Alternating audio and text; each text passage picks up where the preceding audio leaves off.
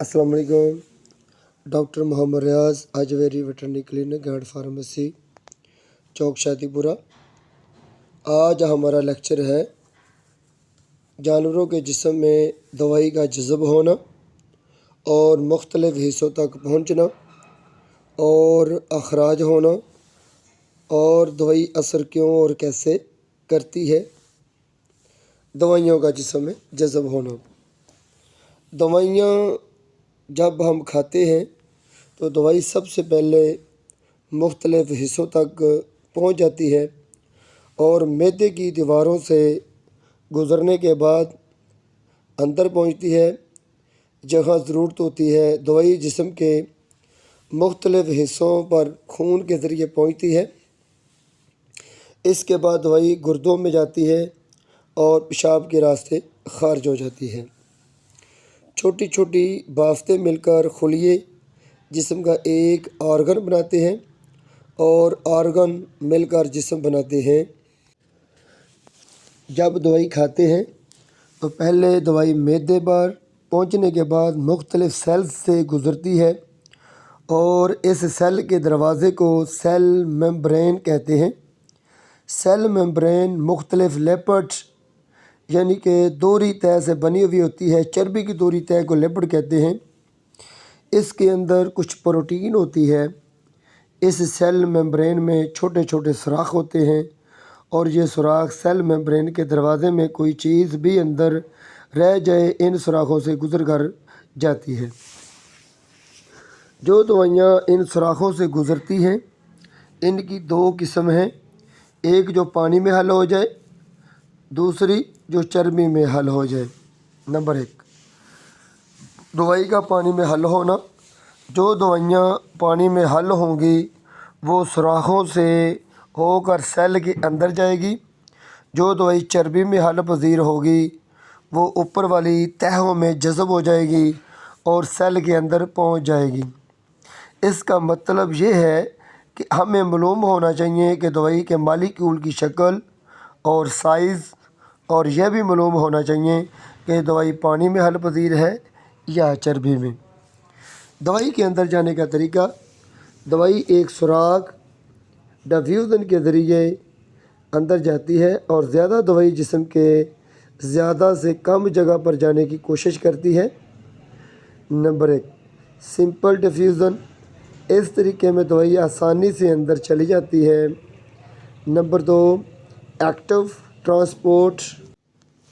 इस तरह में ये दवाई को ज़ोर लगाकर यानी कि एक दवाई को ज़ोर लगाकर भेजना पड़ता है जिसको एक्टिव ट्रांसपोर्ट कहते हैं।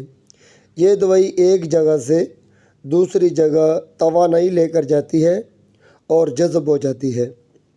नंबर तीन, पिनोसाइटोसिस। इस तरीके में दवाई को मुख्तलिफ़ सेल्स खुद पकड़कर अंदर सेल के लाते हैं। इसको पिनोसाइटोसिस कहते हैं। नंबर चार, पीएच। इसके बाद दवाई का जज़ब होना एक अहम चीज़ पीएच है। ऐसी अदवायात जो कम घुलती हैं यानी एसिड्स, ऐसी दवायात जो एसिड यानी तेज़ाब में कम घुलें और बड़ी जल्दी जिस्म में जज़ब हो जाती हैं और मैदा से HCl हाइड्रोक्लोरिक एसिड तेज़ाब निकलता है जो जिसकी वजह से अदवायात जल्दी जज़ब हो जाती हैं। दवाइयाँ का मुख्तलिफ़ हिस्सों तक पहुँचना और अखराज होना। पहले दवाई जिस्म में दाखिल होती है और जज़ब होती है। जज़ब होने के बाद वो दवाई मुख्तलिफ़ हिस्सों तक पहुँच जाती है। दवाई जिस्म में कैसे पहुँचती है? ज़्यादातर दवाइयाँ जिस्म में जज़ब होती हैं, दवाइयाँ जिस्म में जज़ब हो जाती हैं और मुख्तलिफ़ अज़ा में पहुँच जाती हैं। तकरीबन 10 मिनट के वक्फे के अंदर कुछ दवाई बहुत तेज़ी से असर पैदा करती है। मसलन कैपिलरीज़ में यानी कि दवाइयाँ बहुत जल्दी क्रॉस करती हैं और ये डिफ्यूज़न के तरीके से पहुँच जाती हैं। जो दवाइयाँ चर्बी में हल पजीर होती हैं वो तकरीबन कैलोरीज़ यानी कि वो तकरीबन कैपिलरीज़ की दीवारों को क्रॉस कर जाती हैं और वो दवाइयाँ जो चर्बी में हल नहीं होती وہ سیل میمبرین کے سوراخوں میں پہنچ جاتی ہے۔ جو دوائیاں جسم میں پہنچ جاتی ہیں جب وہ اکٹھی ہو جاتی ہیں پھر وہ پروٹین سے جڑ جاتی ہیں، پروٹین امینو ایسڈ سے مل کر بنتی ہے۔ کچھ ایسی پروٹینز ہیں جسے ہم پلازما پروٹین کہتے ہیں، اور یہ دوائی پلازما پروٹین کے ساتھ جڑ جاتی ہے۔ دوائی کا جسم میں ایک جگہ اکٹھا ہونا۔ بے شمار دوائیاں ایسی ہیں جو ٹشو میں اکٹھی ہوتی ہیں اور وہاں سے پروٹین اور فاسفولپڈ یعنی چربی کے ساتھ اور کچھ نیوکلس کی پروٹین کے ساتھ جڑ جاتی ہیں۔ جب یہ ان کے ساتھ جڑتی ہیں تو یہ سیر ہو جاتی ہیں، یعنی کہ پروٹین جو ہوتی ہے وہ میڈیسن سے بھر جاتی ہیں، سیر ہو جاتی ہیں۔ اس کے بعد اگر وہ دوائی جانور کو دوبارہ دیں تو اس سے اس کا زہریلا پن ہو جاتا ہے۔ اس طرح ایک توازن آ جاتا ہے۔ جو دوائی کسی بھی پروٹین کے ساتھ نہیں جڑتی ہے تو یہ توازن اسی میں پہنچ جاتا ہے۔ اس کے بعد وہ دوائی کا اثر ہو جاتا ہے اور اس طرح دوائی آہستہ آہستہ جسم سے باہر نکل جاتی ہے۔ Number 2، cellular storage. کچھ دوائیاں جسم کے مختلف ٹشو کے اندر جانے کی زیادہ صلاحیت ہوتی ہے۔ یہ خاص قسم کے حصوں میں جا کر سٹور ہوتی ہیں، مثلاً دھاتیں، سلور، لوہا، تانبا وغیرہ۔ یہ ٹشو کے اندر زیادہ دیر تک رہنے کی صلاحیت رکھتی ہیں۔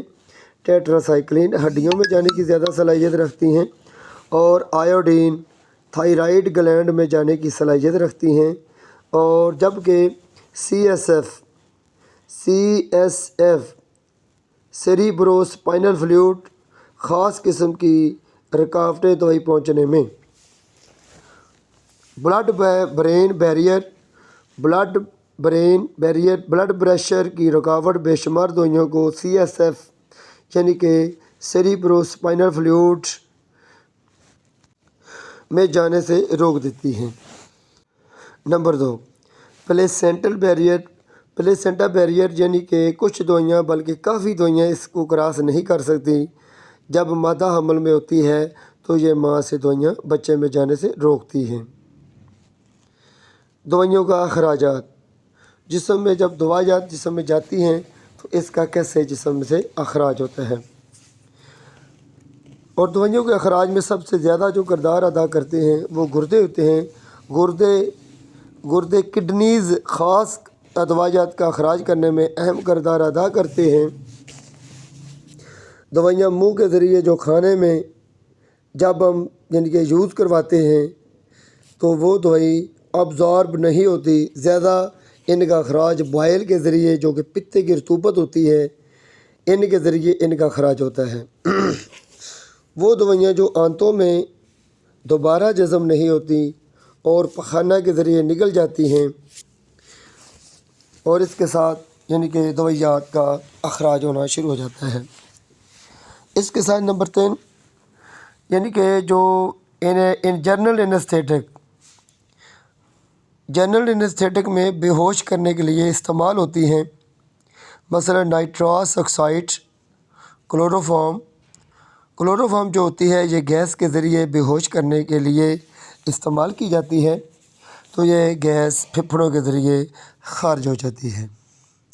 اور اکثر ہم نے جب دیکھا ہے کہ جب دوائیات پھپھڑوں کے ذریعے جب خارج ہوتی ہے تو سانس کے ذریعے آکسیجن کاربن ڈائی آکسائڈ کا جب تبادلہ ہوتا ہے تو جو سونگھنے والی دوائیات ہوتی ہیں ان کا اثر خارج ہو جاتا ہے۔ اور جو ہم دوائی معدے کے ذریعے دیتے ہیں، مثلا کوئی بھی مسالہ جات ہو گئے یا کوئی اینٹی بائیوٹکس ہو گئے کھلانے کے لیے، یا منرل ہو گئے، یا پھر ہم جو پینٹا سلفیٹ جیسی دوائیات دیتے ہیں جس میں کاپر سلفیٹ ہوتا ہے، تو اکثر یہ بائل کے ذریعے یا پھر معدے کے ذریعے، گوبر کے ذریعے سے جانور اکثر خارج کر دیتا ہے۔